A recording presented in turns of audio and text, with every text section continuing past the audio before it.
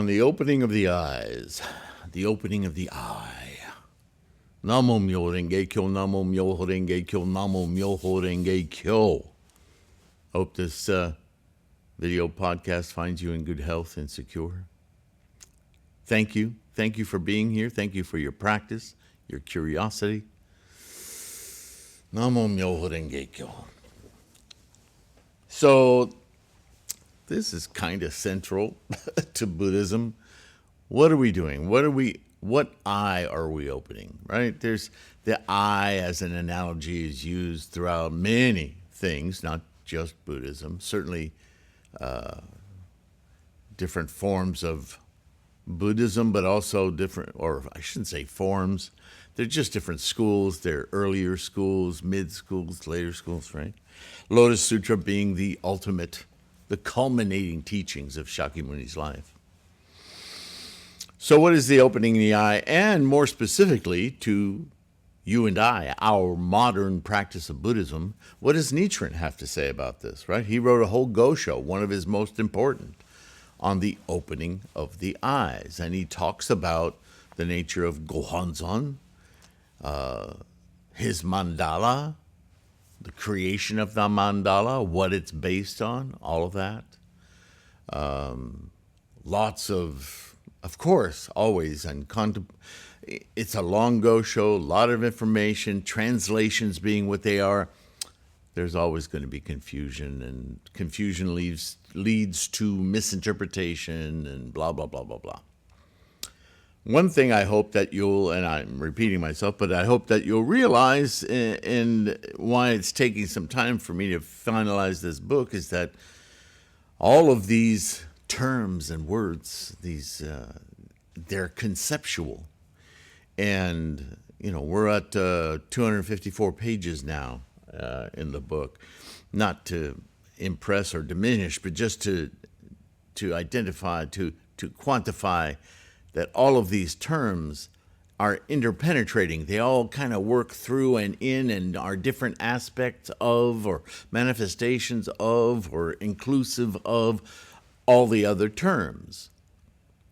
And the reason I bring that up is that if you do that with anything in life, where there's something describing all aspects of something, and things don't jive, why does it say in this part of the book that this is this, but this other part of the book that says this is about the, but it contradicts, it doesn't work? Well, suspect that somebody didn't follow through on the information, on the translation, on the understanding, on the interpretation. Something's askew, right? Now, something may appear that way just because it takes time to learn all this stuff. So why does it say this here and this here isn't the depth of the question. What I'm saying is conceptually, if things aren't jiving, if the gears don't mesh, then maybe there's reason to question what's going on here, right? So in the three little associations I have at the top of this section, opening of the eye, considered one of the most important writings of Bodhisattva Nichiren, certainly. Second, a paradigm shift in the sentient mind to open a realization of the Buddha eye, the true nature of all phenomena. Okay, I don't think too many people would take issue with that, and it resonates with everything else we've talked about, right? Thirdly, the ultimate objective of Buddhist practice, the Honzon. See GoHonzon. That's where we're going to find a rub. But we shouldn't. In this book, everything will agree with that. In this practice, in Nichiren's own words, everything agrees with that. But in translations, people are missing that. Right? They want to call that mandala behind me the GoHonzon. It is not. So, hopefully, without saying that explicitly, even though I just did, this description in this Buddhism reference manual for our modern practice will make that obvious. All right? Without even having to say it. Nichiren makes it obvious, of course. Never seek this GoHonzon outside your flesh and blood body. How much more obvious can you say it, right? But let's see what I've written down here and see if it makes sense, okay? So here we go. In his Gosho, Nichiren describes the nature of our goal in Buddhist practice and the details of the ultimate or preeminent Honzon state in our sentient mind. This is throughout the Gosho. Nichiren uses a visualization of the treasure tower, right? The chapter of the Lotus Sutra.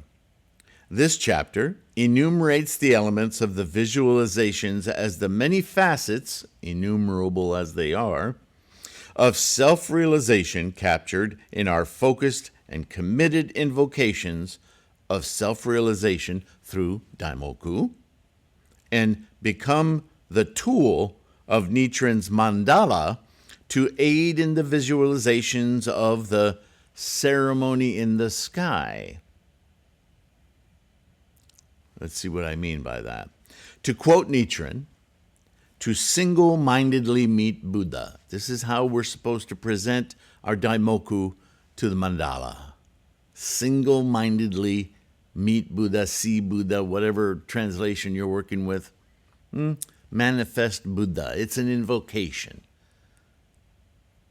That also answers the question I often get of what should I be thinking when I'm chanting? Well, there it is. Nichiren is telling you, not me. Nichiren is saying single-mindedly. Don't have any other thought. Focus on realizing Buddha. That's the only reason you're here.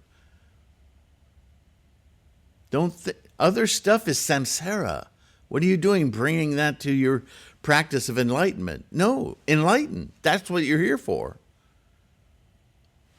Pretty straightforward. Nichiren says it constantly. We're programmed by groups and organizations to want stuff because they like keeping us on the hook. That's authoritarianism. That's not Buddhism. It's very clear. By shifting our perceptive mind from samsaric attachments and clinging to the freed mind of Buddha, we pass through a change, like a portal, or transmigration, which you would read in many translations, right? Of the mind likened to the, quote, opening of the Buddha eye. Now, what I'm saying in that sentence is, no matter what translation and what sutra you're reading, there's this conversation about transmigration. And then the writers or the interpreters or the translators get really hung up on transmigration. Oh, the Buddha can be anything he wants. Again, where are you going? Buddha is a state of mind. Buddhism is about the mind. But boy, people are hung up on their samsaric thingifying, right? Let's make Buddha a magical thing that changes. Transmigration is simply something we do in our mind. When you change your mind about something, many synapses in your brain re-record, reorganize, and reestablish connections so that your mind can say, now I identify this as this. That's our samsaric mind at work with the massive warehouse database of the brain. And we can use that facility, that amazing functionality of our mind and brain to remove us from the warehouse and instead perceive the entirety of the universe at moment to moment happening. Buddha-ness. Same mind, but used in a very different capacity. Okay. Previously closed, that Buddha eye, In our samsaric mind of physical data collecting, identification, and clinging, we are held in the visions and delusions of samsara only. It's like we're sleepwalking. We just don't know it. Nichiren's writing, The Opening of the Eyes, that Go-sho, is one of his most important treatises on his doctrines and instruction for correct practice in this age of Mappo. Our capacities are not only far more developed, but we also have far more distractions. This yin-yang, yes? So, here's the important part. It's all important, but it is through our direct experience. Again, Buddhism is about the mind. So understand what it is we're doing when we chant. It's our direct experience of this opened eye of the innate Buddha mind that we can behold our unlimited potential in this life. Unlimited potential in this life. Not the collection of data and identification we have. That's not potential. That's has been. What is our potential? Uninhibited, unhinged, unclinging to the collections of stuff. What is our potential beyond that activity? Not just what we have, but that activity of collecting and possessing, right? That's samsara. What's our mind capable of knowing, seeing, experiencing outside that paradigm? That is the opening of the eye, right? Not the data collection eye, the eye of next moment, future momentum, happening. What's that look like? It's a little shaky, right? When you really start to think about what that means to open that eye. To live this life fully and without encumbrances of clinging habits that hold us from our forward momentum, this is the goal of Buddhism. Padam. Plain and simple. That's why we're doing this.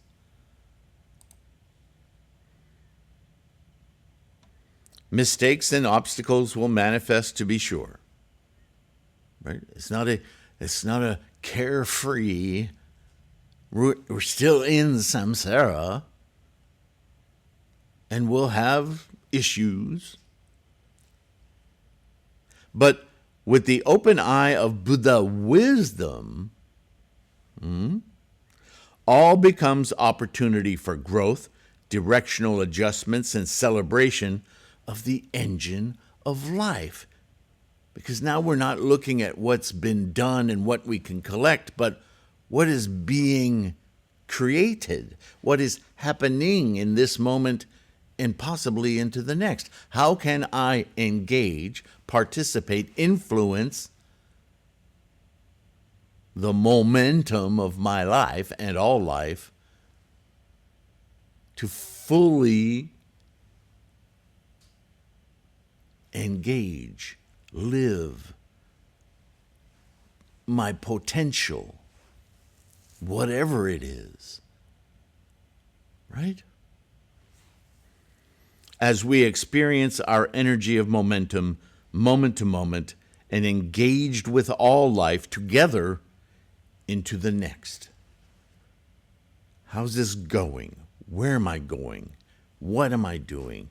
What is available? What is exciting about this life? How can I help you get there? Ooh, that's exciting. What can you do? Right? Compassionate, bodhisattva. Let's do this together. Because that's more than just us alone. We're designed this way.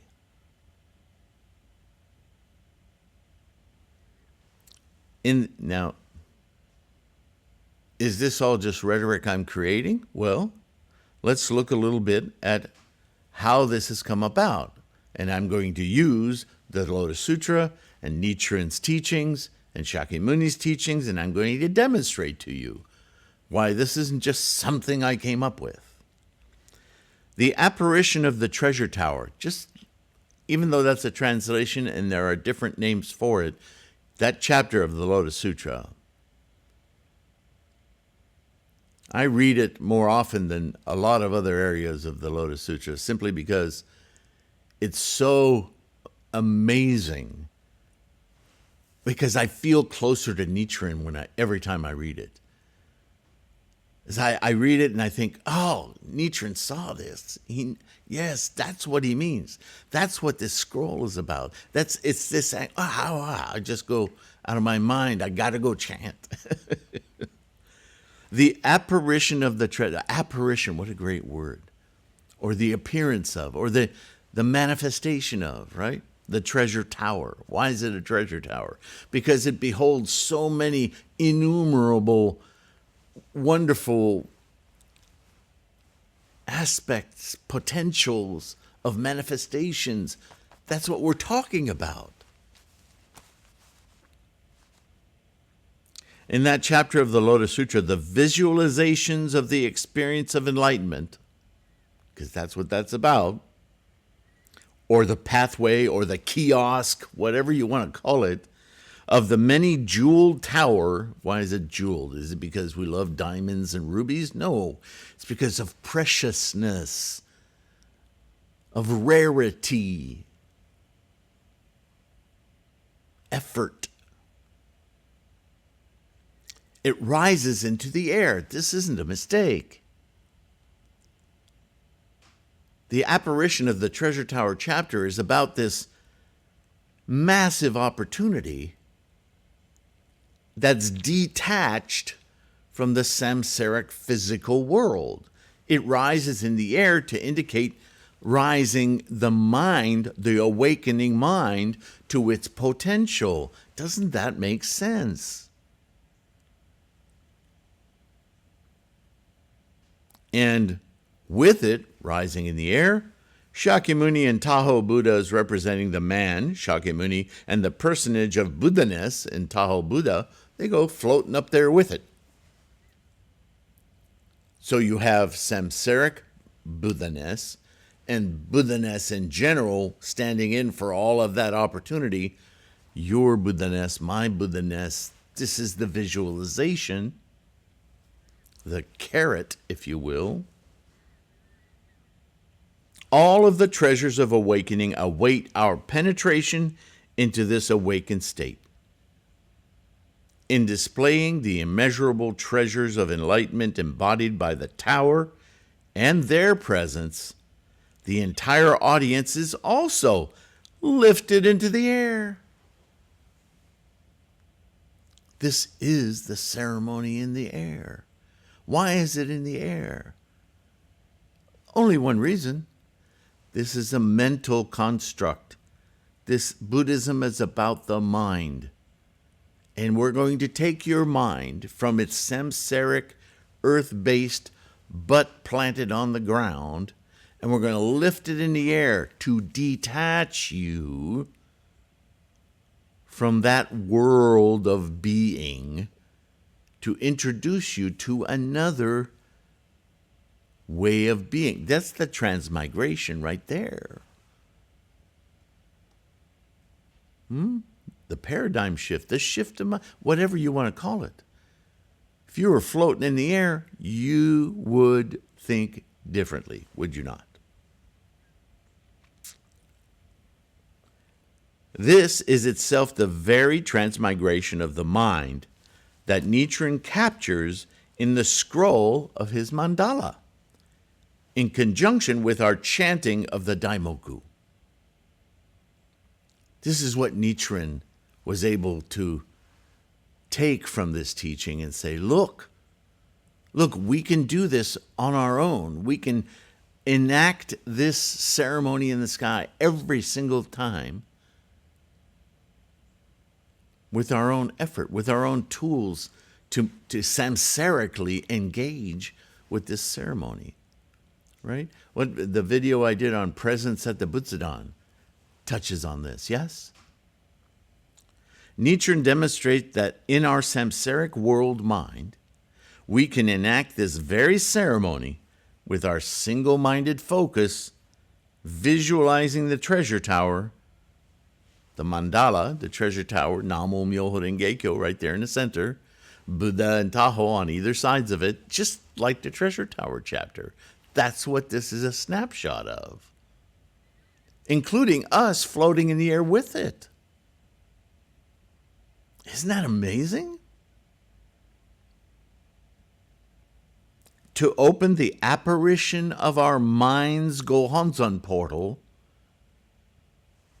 or I, into Buddha-ness, the experience of Buddha, as we float into this mandala mentally, our GoHonzon-mind is that opening eye. That's what happens when we chant with this kind of intent, single-mindedly see Buddha. That mandala starts to float because we're floating, not physically, mentally. We're shifting from this hard physical reality to our Buddha-ness, our apparition of clarity. It's not a fanciful fable story. It's a real transmigration of the mind.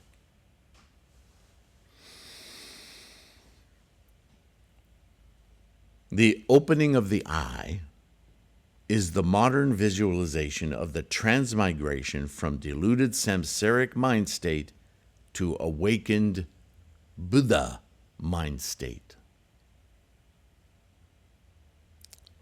When we first enshrine our Nichiren mandala, we perform a ceremony to emulate and initiate this ceremony in the air, as well as our relationship with this powerful transmigration element in our personal practice.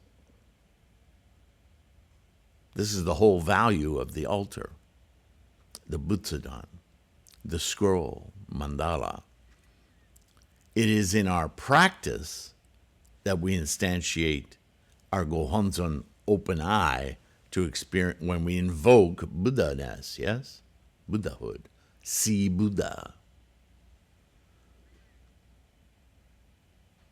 We chant during the entire activity, right? When we mount our mandala, whether we buy it framed or we mount it on a foam core or gator board or a nice wood panel, whatever you choose to mount it on. If you didn't purchase it framed, you can mount it and then hang it in your, or lean it. You don't have to hang it. If your Butsudan's high enough, like this one, you could just set it in there and lean it on the back. It has to be secure, but that whole process, you chant Namo Myoho Renge Kyo, because that's the depth of the profundity of your attachment, meaning, yes, attachment, to, because you're in samsara. The tool is samsaric. Nichiren doesn't say anything magical about it. The magic, if you want to call it that, is the transmigration. It occurs in your mind. You ever felt in love? Does that not feel like magic? That's your mind at work. So yeah, not magic in the traditional sense of look over here while I do that. Not trickery. Magical in the sense of amazing. Transmigratory. So let's continue. Our relationship with this power tournament, we chant during the entire activity, and we recite the Hoban Endurance chapter of the Lotus Sutra as in Gongyo. Once the mandala is enshrined, you're done placing it, it's secure in a Butsudan or in some protective environment, because we want to protect this tool, right? This portal that we're using to open our Buddha eye, our GoHonzon-mind. In this way, we establish our altar. The Butsudan held in the air. I mean, it's on something or it's mounted to the wall, but it's always above our line of sight, right? So that it's hovering in the air. See, there's a lot of continuation of the same themes throughout this, right? You don't set your Butsudan on the floor. No, it has to be in the air, ceremony in the air. This is what we're building here samsarically. The treasure tower, there it is. Butsudan, protecting, housing up in the air.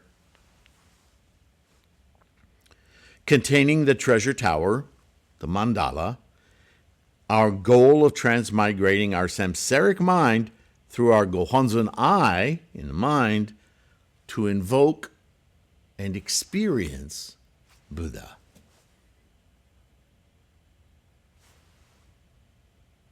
That's the whole thing. You're done. You get an A++. That's the opening of the eye. That's the practice of Buddhism. That's what we're all trying to do. But in describing the opening of the eye, I took the opportunity to remind us that's why all this stuff. That's why the mandala, the scroll. That's what Nichiren put together for you and I, for this modern practice.